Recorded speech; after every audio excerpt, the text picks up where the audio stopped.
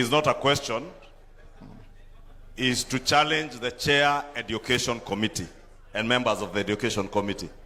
Members, if I can have your attention, because it is very easy to make political statements. And what Honorable Meli is making here is a political statement on distribution of infrastructure funds. And I have a very good reason. Kikuyu constituency has 38 public secondary schools. Langata constituency, where Honorable Jalango comes from, has 4 secondary schools. Only. Kathiani has probably 62 schools. You are making a political statement telling us that that money should go to CDF and be shared equally. That is not leadership, that is politics. Because it is up to the ministry to allocate funds equitably and fairly. The burden of infrastructure funds lies squarely within the Committee in Parliament of Education. That is where inequity comes in. Let us just be honest with each other. And the minister has been clear, the deficit that is there in the ministry. Again, it is this house that appropriates money. You told us, Minister, you have a deficit of 42 billion. 48 billion.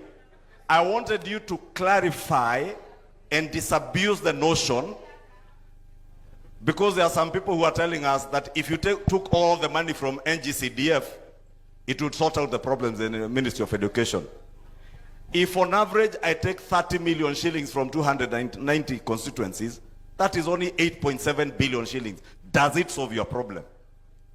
And that is what CS, you should be telling this house, that it is up to the Committee on Education and the Budget Committee to make sure that you have adequate funds, then make sure there is equitable distribution. The Chair Education cannot be telling us that if you take that money to NGCDF, we will solve the problem. I do not need infrastructure money in my constituency. But Honorable Soro here with 78 schools needs more money than me. So you will give him money that I will not need. That's why I said you are making a political statement. To my question, CS, uniform and lunch programs. That is a bedrock of corruption in your schools. And another thing you call desks and lockers. We provide desks through NGCDF. Last week I went to a school in my constituency that has only 189 students. That school has 28 teachers. I had given them 150 desks through NGCDF a year ago. They were asking me for another 50 desks.